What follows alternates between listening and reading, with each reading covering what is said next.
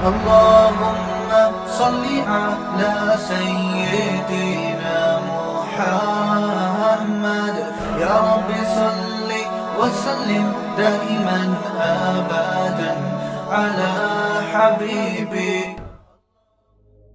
لوگ کہتے ہیں نبی صلی اللہ علیہ وسلم, اور یہ میرا موضوع نہیں ہے, 2 منٹ میں بھی اس کو کہہ کے پھر اپنے اصل موضوع کی طرف چلتا ہوں, کیونکہ یہ چیزیں بیچ میں آ جاتی ہیں نا, تو کانسیپٹ کا کلیئر ہونا ضروری ہے.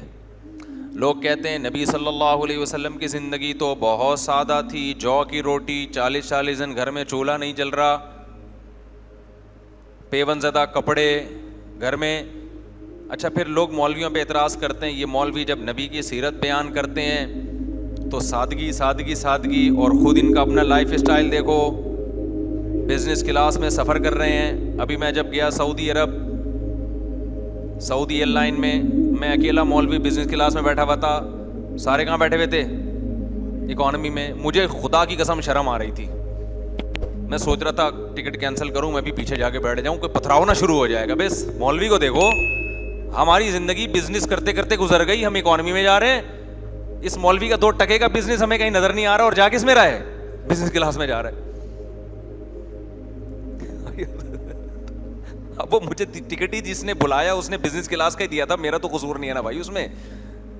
جنہوں نے مجھے انوائٹ کیا تھا, کسی کام سے انوائٹ کیا تھا, تو وہ مجھے منع کرنے کے باوجود اس نے ٹکٹ کون سا بھیجا, جانے کا بھی آنے کا بھی. تو اب میں ان کو, بھائی مجھے اکانومی میں بھیج دو, مجھے کوئی بزنس کا شوق نہیں, لیکن انہوں نے کہا نہیں بزنس میں بھیجوں گا, ایسی کی تیسی.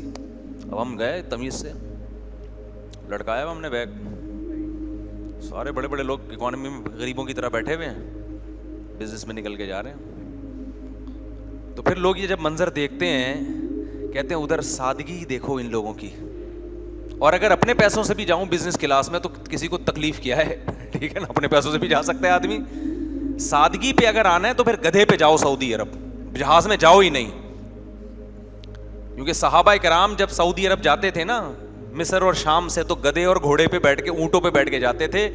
اکانومی کلاس پرانے زمانے کے انسان کو جہاز کی اکانومی بھی دکھا دو, اس کو بھی وہ لگژری ہی سمجھے گا, بولے گا بے تو ویسے بیٹھا ہوا ہے اور حسینائیں تیری خدمت میں لگی ہوئی ہیں, بٹن دباتا ہے فوراً کوئی حسینہ آ کے تجھ سے پوچھتی ہے کہ آپ کو کیا چاہیے, تو اور ہواؤں میں اڑ کے 2 گھنٹے میں پہنچ رہے ہو, تو یہ تو لگژری لائف ہو گئی نا. تو اصل اگر آپ سادگی جس کی آپ لوگوں کو ترغیب دے رہے ہیں, وہ تو پھر کس پہ جاؤ, اونٹ پہ جاؤ. آپ کہہ سکتے ہیں آج کل اونٹ پہ جانا ممکن نہیں ہے, یہ غلط ہے, آپ ٹرائی کر کے دیکھیں. لوگ پیدل حج پہ نکلے ہوئے ہیں, یوٹیوب پہ ولاگس بناتے ہیں, تو اونٹ تو پھر بھی پیدل نہیں ہے, اسپیڈ بھی تیز ہوتی ہے اور پہنچا دے گا آپ کو. ویزے کا پرابلم ہوتا ہے, وہ دلوا دیں گے, کچھ کر لیں گے انشاءاللہ. آپ جائیں اونٹ پہ جانے والے بنے.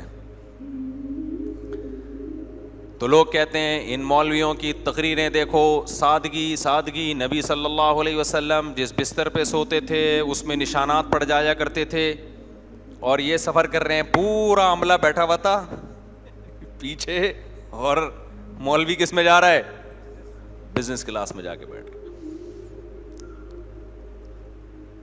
تو اب ظاہر ہے لوگوں کو اعتراض ہوگا, یار یہ کیا مذاق ہے یار, ایک طرف سادگی اور خود کہاں بیٹھے ہوئے ہیں, اس میں پھر اسٹائل بھی الگ ہی ہوتا ہے. تو جی ہاں, تو خیر اچھا ایک بات آپ کو بتا دوں, یہ لوگوں کی نظر میں اس کو بہت بڑا سمجھا جاتا ہے. ہم اپنے دل کی کیفیت بتائیں, ہماری نظر میں اس کی 2 ٹکے کی ویلیو نہیں ہے. ٹھیک ہے, ایک راحت کی چیز ہے, سکون کی چیز ہے, وہاں ذرا ٹانگیں پھیلا کے آدمی بیٹھ جاتا ہے, سو بھی سکتا ہے, اس سے زیادہ کچھ نہیں ہے. یہ تو جس کے دل میں دنیا کی محبت ہوتی ہے نا, وہ سمجھ رہا ہوتا ہے اس کو بہت ویلیو دے رہا ہوتا ہے. اکانومی والوں کو تو شاید لگ رہا ہو کہ یار یہ دیکھو, لیکن ہمیں اکانومی والوں پہ ترس نہیں آتا, اس لیے کہ یہ یہاں بیٹھ گیا, یہاں بیٹھ گیا, گدھے پہ آ گیا, گھوڑے پہ آ گیا. کیا یہ کوئی جیسے بچے کھلونے پہ نہیں فخر کر رہے ہوتے, بڑے مذاق اڑا رہے ہوتے ہیں نا ان کا. کسی بچے کو آپ اچھا سا کھلونا لا کے دے دیں, وہ دوسرے کو دکھا دکھا کے سڑاتا ہے, میرے پاس یہ والی گاڑی ہے, ریموٹ کنٹرول سے چلتی ہے, اور تو اپنی گاڑی کو خود ہی اپنے ہاتھ سے چلاتا ہے. تو جیسے یہ کھلونوں پہ جو بچہ فخر کرتا ہے تو یہ اس کے بچپنے کی امیچور ہونے کی دلیل ہے. ایسے ہی جب انسان بڑا ہو جاتا ہے تو کھلونوں کا سائز بھی کیا ہو جاتا ہے, بڑا ہو جاتا ہے. اس پہ فخر کرنا تو یہ بھی انسان کے بچے ہونے کی دلیل ہے. جن کا مینٹل لیول تھوڑا اوپر ہوتا ہے نا, ان کو ان چیزوں سے کوئی فرق نہیں پڑتا. ایک واقعہ سنا کے آگے چلتا ہوں. ہمارے حضرت مفتی رشید احمد صاحب رحمہ اللہ تعالی فرماتے ہیں کہ میں اپنے استاذ حضرت مفتی محمد شفیع صاحب رحمہ اللہ, جو حضرت مفتی تقی عثمانی صاحب کے استاذ ہیں, کہتے ہیں ان کے ساتھ جب کسی بڑے گھر میں جاتا تھا نا, بہت کروڑ پتی مالدار کے گھر میں, تو میری طبیعت پہ ایک بوجھ ہوتا تھا کہ کیا دنیا کی عیاشی اور اتنا فانوس اور یہ کیا ہے کوئی یار. کہتے ہیں میری طبیعت پہ کیا ہوتا تھا, ایک بوجھ. کہتے ہیں لیکن مجھے یہ احساس تھا کہ یہ بوجھ ہونا اس کی علامت ہے کہ مجھ میں ابھی کمال پیدا نہیں ہوا ہے, میں دنیا کو لفٹ کرا رہا ہوں. تبھی ان چیزوں سے طبیعت پریشان ہوتی ہے. جب دنیا کی محبت بالکل نکل جائے گی تو یہ بوجھ کیا ہو جائے گا, ختم. اس لیے کہ پھر اس کی ویلیو نہیں رہے گی. تو کسی کے پاس جھونپڑی ہے, کسی کے پاس بنگلہ ہے, کوئی زیادہ اس میں فرق, بولو بنگلے اور جھونپڑی کی ویلیو کیا ہو جائے گی, برابر ہو جائے گی. آپ کہہ سکتے ہیں بنگلے اور جھونپڑی کی ویلیو برابر ہے, تو کوئی اگر بنگلے میں رہتا ہے تو بیچ کے جھونپڑی خرید لے. وہ تو سہولت تو بہرحال بنگلے میں ہے نا, زیادہ سہولت کس میں ہے, بنگلے میں زیادہ ہے. بات یہ ہے کہ یہ چیز کیا قابل فخر ہے, اتنی ویلیو ہے جتنی آپ اس کو دے رہے ہیں. ویلیو تو ہے, تبھی تو لوگ اس کے پیچھے مرتے ہیں. اتنی ویلیو نہیں ہے جتنی دی جا رہی ہے کہ اس پہ رالیں ٹپکانا شروع کر دیں, اس پہ آپ ڈپریشن میں جانا شروع کر دیں. بحریہ ٹاؤن میں پلاٹ مل جائے بہت اچھا ہے, نہیں ملے تو ٹینشن لینے کا نہیں ہے, اتنا اچھا نہیں ہے کہ جتنی ٹینشن لی جا رہی ہے. یہ سمجھانا مقصد ہے. تو خیر ہم آگے چلتے ہیں. تو نبی صلی اللہ علیہ وسلم کی جو حیات تھی نا, جو سادگی آپ کی زندگی میں, جو آپ کی زندگی میں غربت تھی, اس کو بار بار ایکسپلین کرتا ہوں میں, خوب سمجھ لیں. وہ غربت کسی مصلحت کی وجہ سے نبی نے اختیار کی ہوئی تھی, وہ مقصود شریعت نہیں ہے. شریعت چاہتی یہ نہیں ہے کہ سارے اس اسٹائل کی زندگی گزاریں. اس میں بہت ساری حکمتیں تھیں. ایک بڑی حکمت یہ تھی کہ نبی آخری نبی ہیں, تو اللہ تعالیٰ آپ صلی اللہ علیہ وسلم پہ تمام قسم کے وہ الزامات یا وہ شبہات جو آپ کی نبوت میں ذرہ برابر بھی شک پیدا کرنے کا ذریعہ بن سکتے ہیں, وہ تمام الزامات اللہ اپنے پیغمبر سے دور کرنا چاہتے تھے. کیونکہ جو شخص بھی جھوٹ بولتا ہے اس کے پیچھے دو مفاد ہوتے ہیں, یا تو جسمانی خواہش ہوتی ہے یا دولت کی لالچ ہوتی ہے. تو ہمارے نبی کے پاس دولت آئی, صبح کو ساری صدقہ کر دی, شام کو کھانے کی روٹی نہیں ہے. کوئی غیر مسلم یہ آج بھی اعتراض نہیں کر سکتا کہ معاذ اللہ نقل کفر, پیغمبر نے معاذ اللہ جھوٹی نبوت کا دعویٰ کیا اور مقصد اس کا کیا تھا, پیسہ اور معاذ اللہ عیاشی. تو وہ تو تھی نہیں آپ کے. یہ تو غیر مسلم بھی لکھتے ہیں کہ آپ صلی اللہ علیہ وسلم نے غربت میں وقت گزارا ہے. تمام مورخین کا اتفاق ہے اس پر. تو یہ الزام نف, کیونکہ اب آخری نبی ہے نا, آپ کوئی اور آپشن تھوڑی ہے کسی کے پاس. دوسرا ہوتا ہے انسان خواہشات کا غلام ہوتا ہے, خواہشات کے پیچھے بھاگتا ہے. جیسے آپ دیکھا ہوگا یہ بڑے بڑے لوگ جو ہیں جو شہوت پرست ہوتے ہیں, ان کے اسکینڈل بنتے رہتے ہیں لڑکیوں کے ساتھ, اس کے ساتھ بھاگ گئے, اس کے ساتھ جو مختلف ہوتا ہے نا, کہ بعض دفعہ پیسے کی لالچ نہیں ہوتی, شہوت کا بھوت دماغ پہ سوار ہوتا ہے. روحانی عاملوں کے ایسے بہت سارے کیس ہوتے ہیں. تو اللہ نے ہمارے نبی پر یہ الزام بھی کیا کر دیا, ختم. اس لیے کہ آپ نے پہلی شادی کی 25 سال کی عمر میں, جب انسان کی زبردست خواہشات اور امنگیں ہوتی ہیں, تو 25 سال میں آپ نے شادی کی 40 سالہ بیوہ سے, اور وہ بیوہ جو 2 دفعہ بیوہ ہو چکی تھیں. تو یہ نکاح کا طرز عمل بتا رہے کہ آپ کی طبیعت میں خواہشات نفسانیہ کا غلبہ بولو نہیں تھا. پھر 50 سال کی عمر میں جا کے آپ نے کثرت سے نکاح کیے ہیں, 50 سال کی عمر میں, جبکہ اس عمر میں انسان کے جذبات ویسے نہیں رہتے جیسے ابتدائی عمر میں ہوتے ہیں, اور ان میں بھی صرف ایک کنواری, باقی ساری بیوہ اور طلاق یافتہ. حالانکہ عرب میں زیادہ بیویاں رکھنا عیب نہیں تھا بلکہ کمال تھا. اس کلچر میں آپ ویسے بھی 10 رکھ لیتے, کنواری رکھ لیتے, اور آپ کو آفریں بھی تھیں. تو جو نبی صلی اللہ علیہ وسلم کا نکاح کا بھی طرز عمل ہے نا, کوئی تھوڑی سی عقل رکھے گا تو وہ فیصلہ کرے گا کہ یہ خواہشات نفسانیہ کا اس میں کوئی دخل ہے ہی نہیں.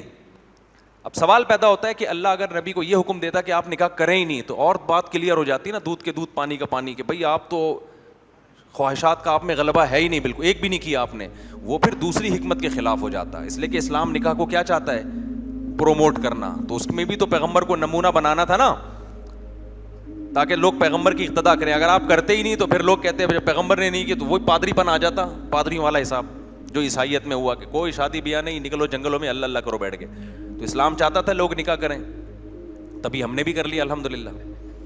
اب لوگ کہہ رہے ہیں کہ اسلام چاہ رہا ہے, ہم لیکن پڑوسی نہیں چاہ رہے, فلاں نہیں چاہ رہا, فلاں نہیں چاہ رہا, تو باتیں کرتے رہتے ہیں لوگ بیٹھ کے ہمارے بارے میں. ویسے سامنے تو بڑے اچھے ملتے ہیں, نجی محفلوں میں باتیں کر رہے ہوتے ہیں. بس مولوی کو دیکھو سارا اس طرح کی نجی, سامنے تھوڑی کرتے ہیں, سامنے تو ماشاءاللہ سب بہت خوشی ہوئی, ویسے بیٹھ کے نا بہت باتیں الٹی کر رہے ہوتے ہیں. تو خیر میں یہ عرض کر رہا تھا کہ ہمارے نبی صلی اللہ علیہ وسلم کا جو غربت والا انداز تھا اس میں کیا تھی, ایک بہت بڑی حکمت تھی. تبھی حدیث میں آتا ہے اللہ نے میرے دل میں رغبت ہی نہیں رکھی ہے دولت کی, پیسے کی. تو اگر یہ شریعت کا حکم ہوتا, جیسے نماز نبی نے پڑھی, صحابہ کو بھی نماز کا حکم, منہ سے کمپلیٹ کر لیا کہ نا جملہ, صحابہ کو بھی نماز کا حکم دیا, نبی صلی اللہ علیہ وسلم نے روزہ رکھا, صحابہ کو بھی روزے کا حکم دیا, صدقات و خیرات کیے, صحابہ کو بھی صدقات و خیرات کا حکم دیا, لیکن آپ نے خود غربت والی زندگی اختیار کی, صحابہ کو اس کا حکم نہیں دیا. حضرت عثمان مالدار تھے, آپ نے یہ نہیں کہا تمہارا اتنا بڑا بزنس کیوں ہے کہ تم 400 گھوڑے صدقہ کر رہے ہو.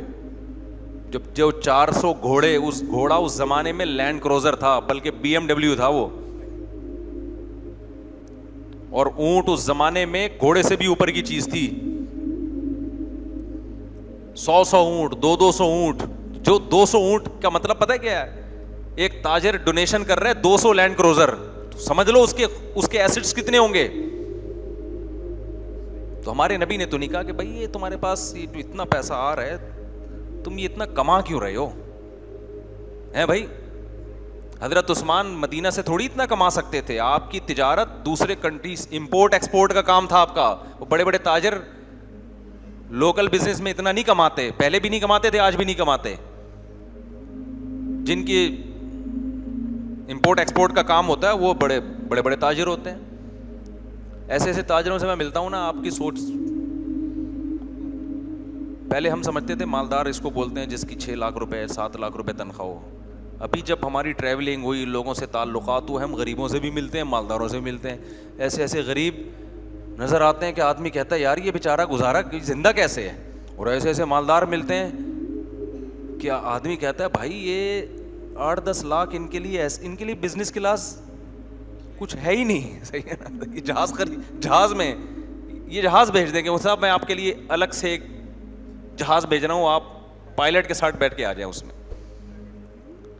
لیکن چونکہ آپ ہر طبقے سے ملتے نہیں ہیں نا, تو ایک درمیانی آدمی پھر جب دیکھتا ہے نا کہ یار یہ اتنا پاورفل ولیمہ اس سیٹھ نے کیا ہے, یہ تو اسراف ہے, تو وہ اسراف آپ کو لگ رہا ہوتا ہے, اس کی نظر میں وہ ولیمہ غریبوں والا ہوتا ہے. وہ منہ چھپاتا پھر رہا ہوتا ہے دوستوں سے, کیونکہ اس کی آمدن اتنی زیادہ ہوتی ہے کہ اس کو وہ مسلم بکرا کھلانا ایسے لگ رہا ہوتا ہے جیسے لوگوں کو مسور کی دال کا سیرپ پلا رہا ہے, وہ دال بھی نہیں کھلا رہا. تو اس لیے جو ہے نا, ہر ایک کو ایک لاٹھی سے مت ہانکا کریں. اللہ نے بعض لوگوں کو بہت وسائل دیے, ان کے لیے یہ اتنا لاکھوں کروڑوں روپے نکاح پہ خرچ کر دینا یہ ان کا اسراف نہیں ہے. اسراف ہر ایک کا دوسرے سے کیا ہوتا ہے, یہ جو قرآن نے کہا ہے نا اسراف مت کرو, تو اسراف کی ڈیفینیشن ہر شخص کی دوسرے سے کیا ہے, مختلف ہے. ایک 50,000 والے کا اسراف الگ ہے, ایک 50 کروڑ والے کا اسراف کیا ہے, الگ ہے. کنجوسی بھی ہر ایک کی ڈیفینیشن مختلف ہے. 50,000 والا اگر 10 روپے صدقہ نہیں کرتا ہم اس کو کنجوس کہتے ہیں. 50 لاکھ روپے والا تو 10,000 بھی صدقہ کرے گا پھر بھی کنجوس ہے وہ. اسراف کی ڈیفینیشن یہ ہے کہ آپ اپنی چادر سے زیادہ پاؤں پھیلانا شروع کر دیں. اور تبذیر اسے کہتے ہیں کہ ایسی جگہ خرچ کریں جو خرچ کرنے کی ہے نہیں, ضائع کرنا شروع کر دیں آپ. تو اسلام میں ضائع کرنا بھی حرام ہے. مثال کے طور پر کروڑ پتی آدمی نے ولیمہ کر لیا اپنا, اور اتنا کھانا مختلف قسم کا بنوایا, اور اتنا مہنگا کھانا, مہنگا ہوٹل, یہ اسراف نہیں ہے. لیکن وہ بلائے 4 آدمی ہیں, باقی سارا کھانا ڈسٹ بن میں جا رہا ہے, یہ کیا ہے, یہ تبذیر ہے, یہ حرام ہے. اس کو ٹھکانے لگانے کا انتظام ہو. میں ایک دفعہ وہاں وہ طارق روڈ کی نہاری ہے نا, طارق روڈ نہاری ہے, وہاں بیٹھا ہوا تھا. ہم نہاری کے خلاف بیان کرتے ہیں, کھاتے پھر بھی ہیں, تو ان بیانات کو زیادہ کھانے پینے پہ جو میری احتیاطی تدابیر ہوتی ہیں زیادہ لفٹ نہیں کرایا کرو ان کو, کیونکہ ہم خود پھوڑ رہے ہوتے ہیں باڑ میں بیٹھ کے. میں بعض دفعہ ابھی میں نے بتایا نا, رمضان میں اعتکاف والے بیٹھے ہوئے تھے, ان کو سمجھا رہا تھا کم کھاؤ اور بریانی نہیں کھایا کرو, صحت کے کچھ ٹپس بتا رہا تھا ان کو. بھائی لو کارب ڈائٹ لو, وہ ڈائٹ جس میں کارب کیا ہے کم ہے, وزن نہیں ہوگا وغیرہ وغیرہ. اتنے میں وہ کسی نے دعوت کی ہوئی تھی, بریانی آ گئی, ایسی ڈھکن ہٹا ہے جو اس کی تو خوشبو آئی ہے. بریانی کے جو ڈھکن ہٹنے کے میں کہتا ہوں الگ پیسے ہونے چاہیے. حقیقت دیگ کی بریانی جو ہے نا, رواج ہو اس میں اور بڑی تمیز سے بنی ہوئی, اور ڈھکن ہمارے سامنے کھلے اس کا, اس کے میں الگ پیسے دوں گا. اس کو جو کھلتا ہے پھر جو ڈرنگ کی آواز آتی ہے اور جو ایک دم سے اس میں سے خوشبو نکلتی ہے, آدھی قیمت تو وصول ہو گئی اس کی. تو وہ ڈھکن ہٹا اور جب آئی ہے تو پھوڑ پھاڑ دیا سب نے, تباہی مچا دی نا سب نے بیٹھ کے. اعتکاف والے تو ویسے ہی آپ کو پتہ ہے ندیدے ہوتے ہیں, اور کوئی کام ان کا ہوتا نہیں ہے, نہ گھر کے نہ دکان کے, تو سوائے پیٹ بھرنے کے کوئی فکر ہی نہیں ہوتی. تو میرے ساتھ ایک بندہ بیٹھا ہوا تھا, اس نے کہا مفتی صاحب ابھی تو آپ نے اتنی زبردست تقریر کی تھی. میں نے کہا بھائی وہ کھانے کے بعد کی تقریر ہے, جب کھانا سامنے آ جائے تو یہ وہ والی کے لیے پھر الگ تقریر ہے ہماری, ٹھیک ہے, اس کے لیے کیا ہے الگ قسم کی تقریر ہے. تو میڈیکل سائنس کی جو چیزیں ہوتی ہیں نا ان کو لفٹ کراؤ, میں یہ نہیں کہہ رہا, لیکن اعتدال سے لفٹ کرایا کرو ان کو. ساری لذتیں ڈاکٹر بعض دفعہ چھڑوا دیتے ہیں آپ سے. تو یہ اچھا کام نہیں کہ ہم نے جو اتنا پھوڑ پھاڑ دیا, اس کے سائڈ افیکٹ بعد میں جا کے ظاہر ہوتے ہیں. لیکن میری عادت یہ ہے کہ میں جب پھوڑ پھاڑ دیتا ہوں نا تو اگلے وقت میں اس کی تلافی کرتا ہوں میں. لوگ تلافی نہیں کر رہے ہوتے, پھوڑ پھاڑ دیا, پھر صبح پھر ناشتہ پھوڑ دیا, پھر دوپہر پھوڑ پھاڑ دیا, تباہی پر, اور ایک دن دھماکے کے ساتھ دنیا سے چلے جاتے ہیں. تو میں نے اپنا واقعہ بتایا تھا نا کہ ہم نے دبا کے نہاری کھائی رات کو. میں نے گلشن اقبال میں رہتا تھا, میں نے نہاری, نلی نہاری, مغز, اس میں مکھن کا تڑکا لگا کے بیان تھا ہمارا. بیان بہت لمبا ہوا, اس کے بعد اتنا پھوڑا طبیعت سے, بہت مزہ آ رہا تھا نیمبو نچوڑ کے کھانے کا, اپنا مزہ ہے. تو وہ کیا ہوا کہ پھر رات کو جب میں سویا ہوں تو یہاں صبح اٹھا ہوں تو یہاں رکھی ہوئی تھی وہ نہاری ساری نا, وہ اس نے نیچے جانے سے ہی انکار کر دیا. تو اب ہم نے کیا کیا, ہم نے کہا اب ہم ناشتہ نہیں کریں گے, اب ہم جاگنگ کریں گے. تو میں نے اتنی جاگنگ کی, وہ ٹریک بنا ہوا ہے نا ابو الاسوانی روڈ پہ, اس وقت میں زیادہ مشہور نہیں تھا تو کھلے عام جاگنگ کر سکتا تھا. جاگنگ کر کے اس کے باپ کو بھی بٹھایا ہم نے کہا تہ بیٹھے گی یہ نیچے جائے گی. تو اگر کبھی ایسے اوور ایٹنگ میں کرتا نہیں ہوں اتنی, لیکن اس دن ہو گئی تھی, تو پھر اس طرح کرو. اچھا خیر, تو وہ جلدی سے واقعہ, یہ سارے واقعات میں کسی وجہ سے سنا رہا ہوتا ہوں, واقعہ برائے میرے پاس واقعات بہت ہیں اپنی زندگی کے, تو وہ آپ کے فائدے کے نہیں ہیں. دلچسپی تو ہوگی, فائدہ نہیں ہوگا, تو میں وہی سنا رہا ہوتا ہوں جس کا کیا ہو, فائدہ ہو. تو ہم بیٹھے ہوئے تھے تو وہ گرم روٹی لے کر آ رہا ہے. اب میں گرم روٹی کھا رہا ہوں تو اتنے میں وہ آدھی بچتی ہے, ٹھنڈی ہو گئی, وہ ہٹا کے دوسری گرم لا کے اکرام کر رہا تھا. مجھے غصہ آیا, میں نے کہا یار یہ تو رزق کو ضائع کر رہے ہو آپ, یہ ضائع ہو گیا نا رزق, کہ جب تک روٹی گرم ہے آدھی کھائی, وہ آدھی ٹھنڈی ہو گئی تو اب مزید گرم آئے گی اور یہ آدھی ضائع. میں نے کہا بھائی یہ تو غلط ہے. کہہ رہے نہیں آپ گرم کھائیں. میں نے کہا ہم گرم کھائیں, یہ آدھی کیوں ضائع, یہ اسراف کا مطلب سمجھ آ رہا ہے.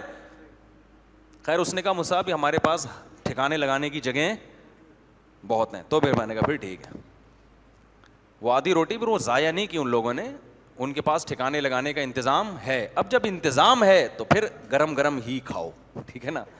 کیوں بھائی, اللہ کی طرف سے لذتیں ہیں, نعمتیں ہیں. قل من حرم زینت اللہ التی اخرج لعبادہ, اللہ کہتے ہیں کون ہے جس نے اللہ کی نعمتوں کو حرام کر دیا جو اللہ نے اپنے بندوں کے لیے پیدا کی ہیں. یہ جو تندور کا نان ہوتا ہے, گرم میں اور ٹھنڈے میں زمین اور آسمان کا فرق ہوتا ہے اس میں. تو انہوں نے انتظام کیا ہوا ہے, وہ انتظام یہی ہوگا کہ بعد میں وہ غربا مساکین کو بانٹ دیتے ہوں گے وہ. تو نبی صلی اللہ علیہ وسلم کی مسکنت اور غربت کی وجہ سمجھ میں آ گئی.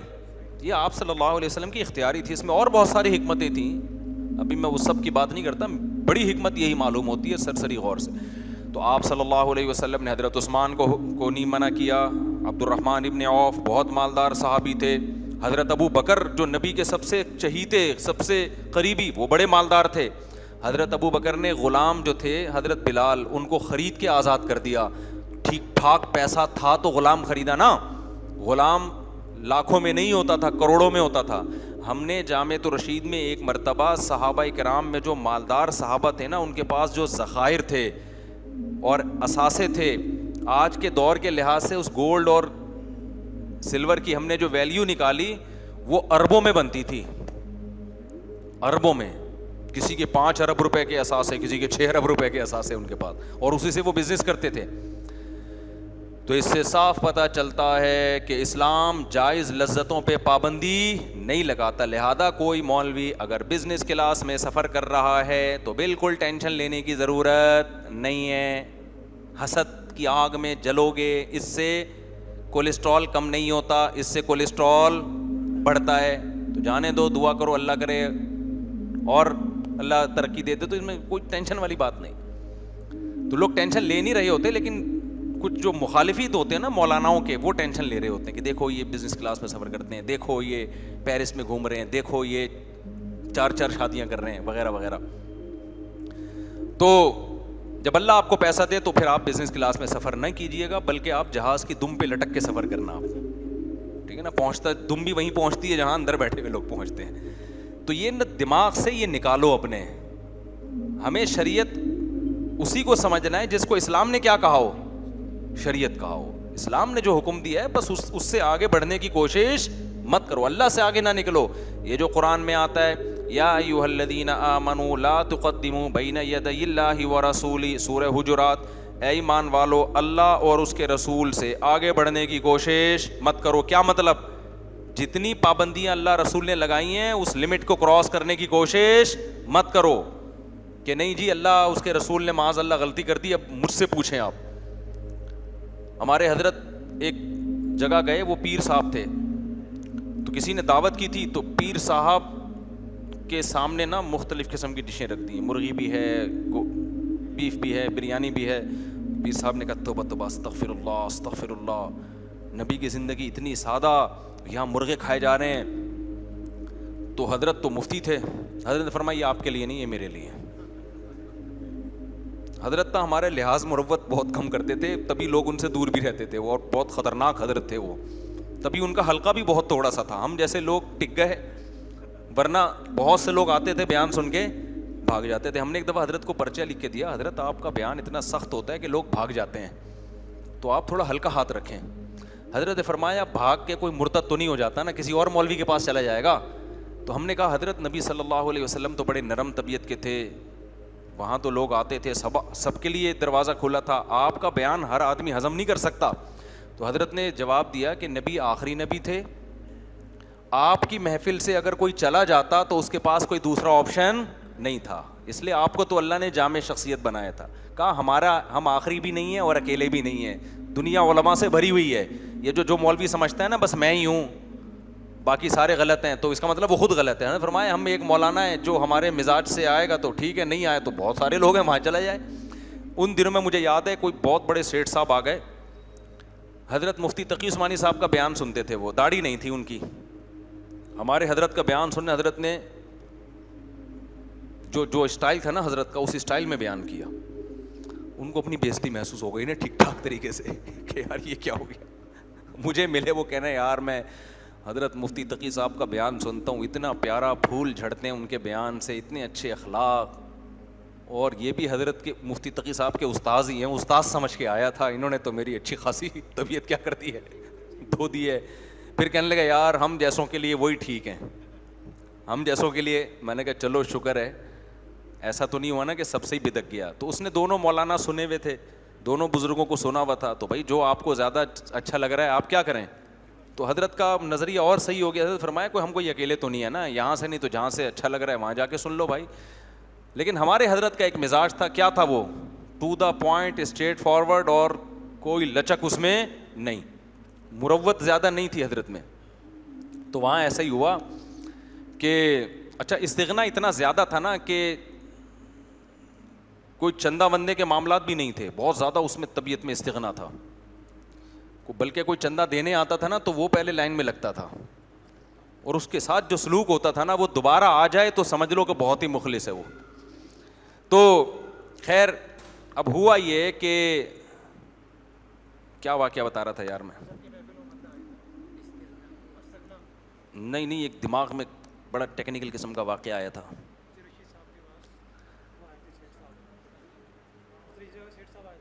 سیٹھ صاحب تو آئے تھے ہیں. ہاں وہ پیر صاحب والا واقعہ بتا رہا تھا, پیر صاحب والا واقعہ. تو وہ مرغے شرغے اور بریانیاں شریانیاں, پیر صاحب نے کہا توبہ توبہ, خام خواہ کی شوبازیاں یار. بھائی اگر تم نبی والی سادگی چاہتے ہو تو پھر پہلے ہی مرید کو بولو میرے لیے جو کی روٹی پکانا, پانی کے ساتھ کھلا دینا مجھے. اگر پوری سادگی کو فالو کرنا ہے تو چند کھجوریں رکھوا لو نا پھر. تو یہ ہوتا ہے خام خامے نا بھرم بازیاں کہ دیکھو ایکچولی, تاکہ وہ مرید سمجھتے ہیں کہ حضرت اتنے پہنچے ہوئے ہیں, اتنی دنیا سے ان کی بے رغبتی اور اللہ میں ایسے گم ہے کہ ان کو مرغے دیکھ کر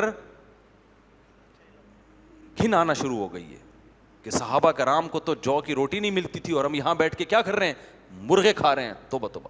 اچھا کچھ پیر ایسے ہوتے ہیں, کچھ بالکل اس کے الٹ بھی ہوتے ہیں. ایک پیر صاحب کے پاس ایک مرید گیا, پیر صاحب مرید کے پاس گئے تو مرید نے ان سے کہا کہ حضور آپ کے لیے میں دال شریف پکاؤں یا کدو شریف, دال شریف پکاؤں یا کدو شریف. انہوں نے کہا کوئی بغیرت سا مرغا پکا کے لے آ تو. شریف کی مجھے شرافت زیادہ, دال شریف اور کدو جو شریف ہو اس سے وہ بغیرت مرغا کیا ہے. اچھا تو بغیرت سا مرغا پکا. اس طرح کے بھی پیر ہوتے ہیں.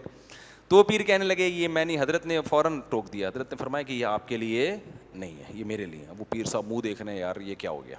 تو حضرت چاہتے تھے ان کو تو نا تھوڑا سا یہ بھرم بازیاں چھوڑ دو, شکر ادا کرو جو میزبان نے دعوت کی ہے, بھائی آپ کا بہت شکریہ. زیادہ سے زیادہ جو نصیحت بنتی ہے میزبان سے یہ بول دو بھائی ہم مہمان چاہ رہے ہیں, پکوا آپ نے اتنا لیا تو یہ ضائع نہیں ہونا چاہیے. یہ بعض میں غریبوں میں بانٹ دینا, کچھ ٹھکانے لگا دینا, اس کو ضائع بہت ہوتا ہے. یہ غلط ہے. اللہ کو ضائع کرنے والے لوگ پسند نہیں ہیں, شیطان کے بھائی ہیں. شادیوں میں دیکھو نا کتنا برباد ہوتا ہے, سب سارا ضائع ہو رہا ہوتا ہے. تو اللہ میاں کیا چاہتے ہیں. ہاں میں کباب میں ہڈی کی مثال سے میں نے شروع کیا تھا. تو اسلام نے اگر پابندیاں لگا دی ہوتی نا کہ کوئی لذت دنیا کی حاصل کرنی نہیں ہے تو اسلام میں ہڈیاں ہی ہڈیاں ہوتی, کباب نہیں ہوتا. اور اگر اسلام نے ساری لذتوں کو حلال کر دیا ہوتا, پابندیاں ہی نہ لگائی ہوتی جیسے انگریزوں نے, ان کے یہاں نائٹ کلب بھی ہے, ان کے یہاں شراب بھی ہے, ان کے یہاں گرل فرینڈ بھی ہے, ان کے یہاں بچوں کی ٹینشن بھی نہیں ہے, ساس سسر کی ٹینشن بھی. ہمارے یہاں جھگڑے ہوتے ہیں, بہو نے ساس سے تمیز سے بات نہیں کی, اس پہ بڑے بڑے مسائل کھڑے ہوتے ہیں, پھر تمیز سکھا رہے ہوتے ہیں ہم بیٹھ کے, دیکھو تمہیں یہ بولنا چاہیے تھا, ساس کو آگے سے یہ بولنا چاہیے تھا. 6 مہینے تمیز میں ہی لگ جاتے ہیں, آدمی خود بدتمیز بن جاتا ہے تھوڑے دنوں میں.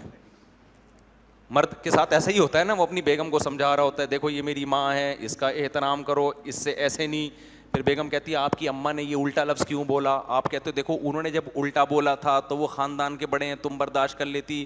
کہتی ہیں کیوں ساری برداشت میں نہیں کرنی ہے. مرد شروع میں بے وقوف آدمی وہ بیٹھ کے کیا کر رہا ہوتا ہے, سمجھا رہا ہوتا ہے. پھر جب زیادہ ہوتا ہے پھر وہ اماں کو سمجھاتا ہے, اماں کہتی ہے جورو کا غلام بن گیا, عورت کا غلام, میں نے پیدا کیا, میں نے پالا, اور باتیں کس کی سن رہا ہے, بیوی کی. مرد کو غیرت آتی ہے یار اماں بات تو بالکل کیا کر رہی ہے, صحیح کر رہی ہے, پیدا بھی اس نے کیا, اب یہ تو نہیں آئی ہے زندگی میں. پھر جا کے اس کو سمجھاتا ہے. تو تھوڑے دنوں میں اس کو خود کاؤنسلنگ کی ضرورت پڑتی ہے, ٹھیک ہے. اب اس کو کون سمجھائے گا, اس کو پھر سمجھانا پڑتا ہے کہ تو بے وقوف نہیں ہے. وہ سمجھتا ہے میں پاگل ہوں, اس کو بتایا تو پاگل نہیں ہے, تو ہو گیا ہے پاگل, تو پیدائشی پاگل نہیں ہے, تو فلاں کے پاس جا اپنا علاج کر. تو یہ چل رہا ہوتا ہے نا. گورے کے یہاں یہ ٹینشن ہے. اب کباب میں ہڈی آ گئی نا, شادی تو کباب تھی نا, اس وقت تو بڑا مزہ تھا یار, شادی ہوئی ہے, سب کو بتا رہا ہے میری بھائی شادی ہوئی ہے. اس کے بعد جب کباب کھانا شروع کیا اس میں سے ہڈیاں نکلنا, کیا خیال ہے, ہڈیاں نکلنا شروع. کبھی داڑھ میں درد ہو رہا ہے, کبھی دانت میں ہڈی نیچے آ رہی ہے, اب ٹینشن میں آنا شروع. پھر آگے بچے پیدا ہو رہے ہیں, بڑی خوشی ہو گئی بھائی ماشاء اللہ, بکرے کٹ رہے ہیں, عقیقے ہو رہے ہیں. اس کے بعد بچہ جب تک چھوٹا ہو, میں تو تبھی کہتا ہوں مجھے تو چھوٹے بچے پسند. لوگ کہتے ہیں نا بچے گھر میں نہیں ہونے, میں کہتا ہوں بچے ہی ہونے چاہیے, بڑے ہونے ہی نہیں چاہیے. بھائی ہمارا اپنا کانسیپٹ ہے. لوگ کہتے ہیں بچے ہوں گے مہنگائی بڑھے گی, کیا خیال ہے, لوگوں کا کانسیپٹ ہے. ہم کہتے ہیں یار بچے سے بہتر انویسٹمنٹ کوئی بھی نہیں ہے. تو اتنا سکون دیتا ہے بچہ, لیکن وہی بچہ جب بڑا ہوتا ہے پھر دونوں آپشن ہے, ہو سکتا ہے کباب میں ہڈی بھی بن جائے اور ہو سکتا ہے کباب بھی بن جائے. اب اس کے پاس کتنے آپشن ہیں. بعض بچے ہڈی بن کے آ رہے ہوتے ہیں, آدمی کہتا ہے یار اتنا کھلایا, اتنا پلایا, اتنا پڑھایا, اتنا کمبخت کی تربیت کی, پھر بھی انسان کا بچہ نہیں بنا. نوح علیہ السلام کتنی ٹینشن میں ہوتے ہوں گے یار, آپ سوچو, پیغمبر تھے اللہ کے. نوح علیہ السلام کے معجزے پوری قوم نے دیکھے, بچوں سے زیادہ باپ کو کون جانتا ہے. حام, سام, یافس اور کنعان 4 بیٹے تھے نا نوح علیہ السلام کے جو مشہور ہیں. 3 مسلمان تھے, ایک کیا تھا, کافر. کتنی تربیت کی اس کی, وہی انسان نہیں بن کے دے رہا. کیا دل پہ آرے چلتے ہوں گے. اور ایسا بگڑا ہے آج مسلمان کا بچہ, یہی بگڑتا ہے نا, تھوڑا سا سٹا لگا لیا جا کے. ایسا تو نہیں کہ مرتد ہو جائے, کافر ہو جائے, وہ اللہ کو برا بلا کہنا شروع کر دے. ادھر سے سٹا لگا لیا, ادھر گٹر کے ڈھکن پہ بیٹھا ہوا ہے, اس نوکر میں گھسا ہوا ہے, اس طرح کی حرکتیں کر رہا ہے نا, تو ماں باپ ڈپریشن میں جا رہے ہوتے ہیں. نوح علیہ السلام کا بچہ کافر, اپنی آنکھوں سے عذاب دیکھ رہا ہے, جو میرے باپ نے وعدے کیے تھے عذاب کے, بارش برس رہی ہے, عذاب آ رہا ہے. نوح علیہ السلام کہہ رہے ہیں اب تو کشتی میں آ جا, دیکھ رہا ہے اتنا ڈھیٹ کہہ رہا ہے ساوی الی جبل یعصمنی من الماء, میں پہاڑ پہ چڑھوں گا بچ جاؤں گا. نوح علیہ السلام کہہ رہے ہیں تو اپنی آنکھوں سے دیکھ رہا ہے کہ ہم نے کشتی بنائی اور پانی بھی آ گیا, ساری چیزیں نظر آ رہی ہیں, اس کے بعد بھی تجھے سمجھ میں نہیں آ رہا. اس نے کہا کچھ بھی نہیں سمجھ میں آ رہا میرے, پہاڑ بچائے گا مجھے. نوح علیہ السلام نے کہا نہیں بچائے گا تجھے پہاڑ, آج وہی بچے گا جس کو خدا بچائے گا. اور قرآن کہہ رہا ہے یہ کانورزیشن چل رہی ہے اور ایک بڑی لہر آئی اور نوح علیہ السلام کا بیٹا اس میں غرق ہو گیا. تو کتنی اذیت ہوئی ہوگی. تو مسلمان ماں باپ کے لیے یہ بھی ہے, بچے آپ تربیت کر تو سکتے ہیں, ہوگی کہ نہیں ہوگی اس میں آپ کی کوئی گارنٹی نہیں ہے. تبھی میں لوگوں سے کہتا ہوں بچہ آپ کی محنت کے باوجود بگڑ گیا تو زیادہ ٹینشن نہ لو, یہ بھی کیا ہے, یہ معاملات بھی اللہ اور بچے, کیونکہ اس کے اندر بھی تو کچھ صلاحیت ہو نا, وہ چاہ ہی نہیں رہا ہے سدھرنا. قرآن کہتا ہے انلزمکموہا وانتم لہا کارہون, جو ہدایت نہیں چاہتا ہم ہدایت اس کو تھوپتے نہیں ہیں, یہ اللہ کی عادت نہیں ہے. آپ کے بچوں میں جو بچہ انسان کا بچہ بننا چاہے گا اس کو اللہ بنائیں گے, جو نہیں چاہے گا تو باپ کے نیک ہونے سے وہ بچہ نیک نہیں ہوگا. پیغمبر ہونے سے بچہ نیک نہیں ہوا تو عالم مفتی بزرگ ہونے سے کہاں سے نیک ہوگا. اس سے بھی پتہ چلا کہ بچوں کو دیکھ کے ماں باپ سے بدگمان نہ ہوا کرو. لوگ میرے پاس شکایتیں لا رہے ہوتے ہیں, فلاں بزرگ اتنے بیانات ان کے اتنے نیک, گھر کا ماحول تو ٹھیک کر نہیں سکے. تو میں کہتا ہوں بھائی گھر میں وہ ہو سکتا ہے تبلیغ کرتے ہو, نہیں چلتی ہو گھر میں, ہو سکتا ہے نہیں چلتی ہو. تو کہتے ہیں پھر چھوڑ کیوں نہیں دیتے بیوی کو. بھائی چھوڑنے کے سائڈ افیکٹ کیا ہوتے ہیں, بعض دفعہ اور زیادہ ہوتے ہیں. ان کو پتہ ہے چھوڑ دیا تو اور مصیبت کھڑی ہو جائے گی. تو دنیا کا پورا اصول یہی چل رہا ہوتا ہے, بڑی مصیبت سے بچنے کے لیے چھوٹی مصیبت کو برداشت کیا جاتا ہے.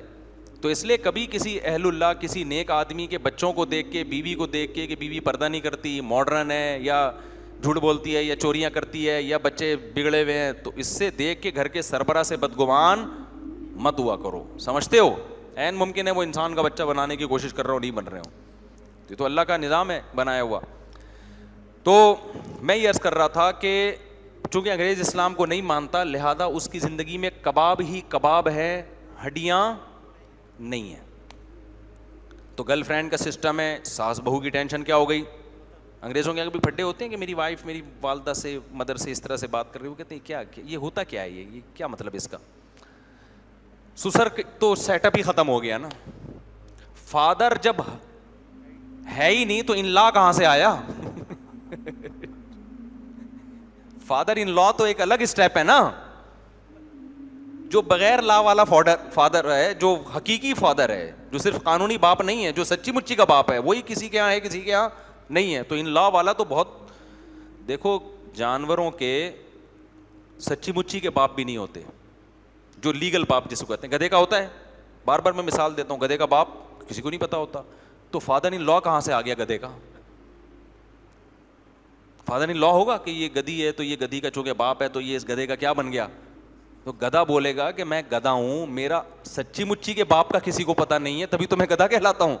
تو فادر ان لا کا کس کو پتا ہوگا. تو ہمارے ہاں تو سچی مچی کے باپ سے زیادہ ٹینشن کس کی ہوتی ہے عورت کے لیے, فادر ان لا کی ٹینشن بھی ہوتی ہے کہ اس کے حقوق ادا کر رہی ہے کہ نہیں کر رہی, اس کو اپنے باپ جیسا سمجھ رہی ہے کہ نہیں. کبھی وہ ظلم کر رہے ہوتے ہیں, کبھی یہ. تو یہ ساری کباب میں کیا ہیں؟ ہڈیاں ہیں، جو انگریزوں کے ہاں نہیں ہوتی. کباب ہی کباب ہوتے ہیں، ہڈی ہوتی نہیں ہے. لیکن ایک بات آپ کو بتاؤں، انگریزوں کے ہاں کباب میں پھر ایک ہی ہڈی آتی ہے ٹائٹ والی. صحیح ہے نا؟ وہ ہڈی ہے کہ ہڈی ہے نہیں، لیکن اس کباب ہی کو اللہ ہڈی بنا دیتے ہیں اس کے لیے. یعنی ٹینشن فری زندگی بھی ٹینشن سے بھرپور ہوتی ہے، تبھی لٹکتے بہت ہیں، خودکشیاں بہت کرتے ہیں جا کے. اور یہ بڑی ٹینشن ہے کہ ٹینشن کی کوئی وجہ نہ ہو پھر بھی انسان کس میں جائے؟ ڈپریشن میں. آپ کہہ سکتے ہو بھائی یہ کیسے ہو سکتا ہے یار ہم لوگوں سے صبح و شام ملتے ہیں، ملاقاتوں کے ٹائم دیتے ہیں، تو میرا خیال ہے تھوڑی بہت ہمیں بھی نالج ہو گئی ہوگی. کتنے لوگ آتے ہیں ٹینشن کی کوئی وجہ نہیں ہے پھر بھی کس میں ہے؟ ٹینشن میں. پیسہ ہے، بلا وجہ کی ٹینشن کے چھن نہ جائے، ختم نہ ہو جائے. ابے بھائی تیرا بزنس چل رہا ہے، کیوں ختم ہوگا؟ کہہ رہے ہیں بھائی لاشعوری خوف اندر سے کیا کر رہا ہے؟ کاٹ رہا ہے کہ ختم نہ ہو جائے. صحت ہے، لاشعوری خوف ہے کہ یہ صحت ختم نہ ہو جائے. ایک بلا وجہ کی نا، بلا خامخواہ کی اور بلا وجہ کی ٹینشن ہے. تو انگریز کے پاس جو ٹینشن ہوتی ہے وہ وجہ سے نہیں ہوتی، وہ کیا ہوتی ہے؟ وداؤٹ وجہ آ جائے تو پھر تو بالکل ہی پاگل ہو جاتا ہے وہ. کوئی وجہ آ گئی نا ٹینشن کی، سب کی بات نہیں کر رہا لیکن بہت بڑا مسئلہ ہے ان ملکوں میں. تو جو دین سے جتنا دور ہوگا، اس میں کباب میں ہڈی نہیں بھی ہو تو کباب ہی کیا بن جائے گا اس کے لیے؟ ہڈی. لیکن ظاہراً اول نظر میں اسلام میں کباب ہے، اس کے ساتھ ساتھ ہڈیاں ہیں، اور غیر اسلام میں کباب ہی کباب ہے، ہڈی نہیں ہے. تو اب میں آپ اصل مثال کی طرف آتا ہوں کہ دیکھو اسلام میں مزے ہی مزے ہوتے تو ہڈی نہ ہوتی، اور سارے مزے حرام ہوتے کہ کوئی لذت والی زندگی نہیں گزارنی آپ نے تو ہڈیاں ہی ہڈیاں ہوتی. تو اسلام نے کیا کیا؟ پابندیاں لگا دی ہیں. بہت ساری لذتیں ہیں لیکن اس میں بیچ بیچ میں کیا ہیں؟ پابندیاں، ہڈیاں. تو وہ اچانک منہ میں جب آتی ہے تو انسان کو کیا ہوتی ہے؟ تکلیف ہوتی ہے. آپ سو رہے ہو، یہ کباب ہے بڑی، جیسے یہ بھی سو رہے ہیں ماشاء اللہ، دیکھو بیان میں اب یہ کباب چل رہا ہے ان کا، اب میں نے ان کو اٹھا دیا، یہ کیا آ گئی؟ ہڈی آ گئی. بہترین مثال ہمارے سامنے کباب کی.